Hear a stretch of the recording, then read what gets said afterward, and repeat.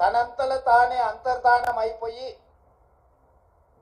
ఈరోజు బీజేపీని గెలిపించడానికి చంద్రశేఖరరావు గారు ఒక దురాగతానికి పూనుకున్నాడు అని అంటే ఈరోజు మనం అర్థం చేసుకోవాలి.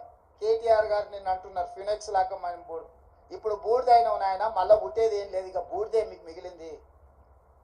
ఆ బూడిద తీసుకెళ్ళి మీ బావకు మీ నాయనకి ఇద్దరికి బుయ్యి ముఖానికి సరిపోతుంది, గాడికి మీ కథ సుఖాంతం అయిపోతుంది. చరిత్రలో ఆ పార్టీ పుట్టినప్పటి నుంచి ఈ రోజు వరకు పార్లమెంటులో ప్రాతినిధ్యం లేకుండా ఉన్నది ఇది మొదటిసారి.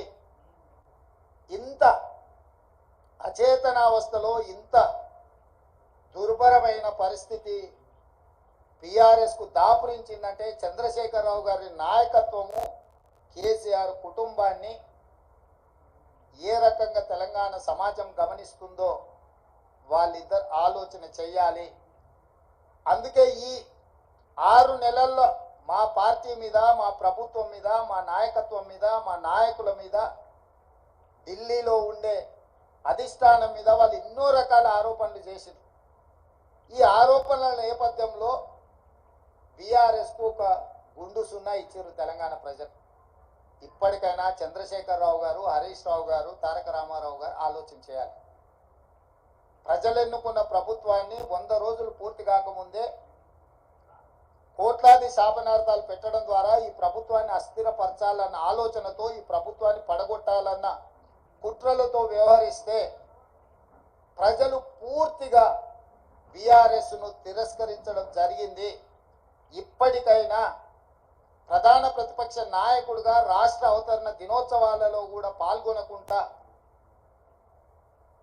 ఏవో చిల్లర మల్లర కారణాలు చూపించడం ద్వారా మీరు ప్రజాస్వామిక వ్యవస్థనే అవమానించే విధంగా వ్యవహరించిన తీరు ప్రజలు గమనిస్తున్నారు. అందుకే బీఆర్ఎస్ నాయకులకు, కేసీఆర్ కుటుంబానికి నేను సూచన చేస్తున్నా, మీ వ్యవహార శైలిని మార్చుకోండి. ప్రతిపక్షంగా సహేతుకమైన సలహాలు, సూచనలు ఇవ్వండి. ప్రజల సమస్యలను పరిష్కరించడానికి సహకరించండి. మీ కుటుంబ స్వార్థం కోసమో, మీ పార్టీ మనుగడ కోసమో, లేకపోతే మీరు అక్రమంగా సంపాదించుకున్న ఆస్తులను కాపాడుకోవడానికో మీరు చేస్తున్న ప్రయత్నాలు ప్రజలు గమనిస్తున్నారు.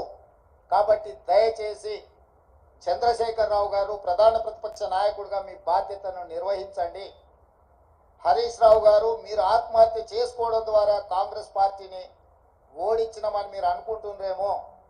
మీరు ఆత్మాహుతి దళాలుగా మారి కాంగ్రెస్ పార్టీని దెబ్బతీయాలన్న ఆలోచన ఏదైతే చేస్తుండ్రో ఇది చివరికి మీ ఉనికి, మీ మనుగడ ఈ రాష్ట్రంలో, ఈ దేశంలో లేకుండా, చట్టసభలలో లేకుండా కనుమరుగైపోతారు, కాలగర్భంలో కలిసిపోతారు.